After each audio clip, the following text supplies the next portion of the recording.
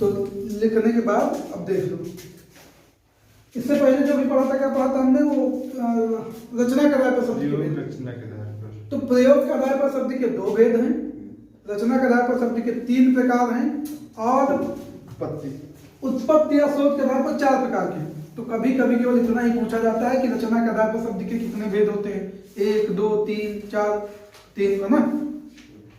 योग पिछले वाले में योग, यौगिक, योग दूर। प्रयोग के आधार पर शब्द के 2 प्रकार हैं, विकारी, अविकारी। अब हमने कहा उत्पत्ति के आधार पर शब्द के 4 प्रकार होते हैं, 4 प्रकार, तत्सम शब्द, तद्भव शब्द, देशज और विशेषज।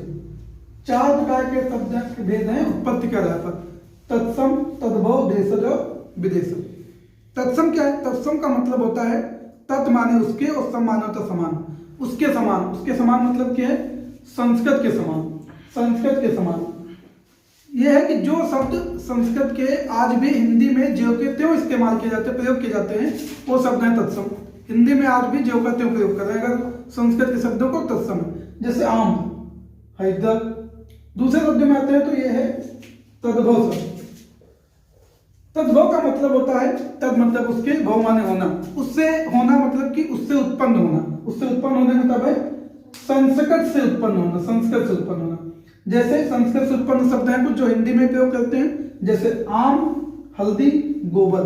ये मान सकते हैं कि संस्कृत से थोड़ा अलग रूप होके आ गया हिंदी में।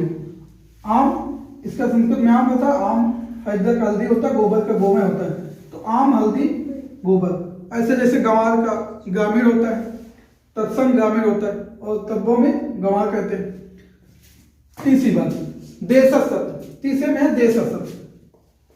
देशज है, देशज में ये नहीं पता चलता कि किस भाषा से शब्द आए हैं, तत्सम से, तद्भव से, कहां से। ये मानते हैं कि ये स्थानीय भाषा में बोले जाने वाले शब्द हैं, बोली में। तो देशज मतलब होगा देश में जन्म लेने वाली भाषा, और देश का मतलब किसी बड़े देश से नहीं, एक क्षेत्र से भी हो सकता है कि क्षेत्र में। तो जैसे उदाहरण के तौर पर इनको कुछ याद रखेंगे कौन कौन से शब्द देशज हैं, जैसे झाड़ू, पगड़ी, चिड़िया, कटोरा, खिड़की, जूता, खचाखच, डिबिया, लोटा, किलकित, धड़ाम। ये सभी देशज शब्द हैं। इनमें याद रखेंगे कौन सा शब्द है देशज है। नंबर 4 पे आएगा विदेशी शब्द। विदेशी शब्द विदेशी भाषा से हिंदी में आए हैं। अब बहुत से बाहरी लोग आते रहे हैं, पर्यटक अब भी आते हैं, पहले भी मुगल, डच, पुर्तगाली, फ्रांसीसी, अंग्रेज सब आए हैं। इनकी भाषाओं को के कुछ शब्द हैं जो आज भी यहाँ इस्तेमाल किए जाते हैं, प्रयोग किए जाते हैं। तो देशज भाषा में बहुत सारे, जैसे अंग्रेजी, फारसी, अरबी, तुर्की, जापानी, स्पेनिश, डच, इन सब भाषाओं के शब्द। तो इनमें सब में हमको यही देखना रहेगा, इनका अध्ययन करेंगे। इसमें सबसे ज्यादा महत्वपूर्ण बात याद रखने वाली है कि कौन से शब्द किस भाषा से आए हैं, ये याद रखेंगे। तो ये हम अभी अगले वीडियो में अपने पढ़ेंगे कि कौन से शब्द किस भाषा से आए हैं। जय हिंद।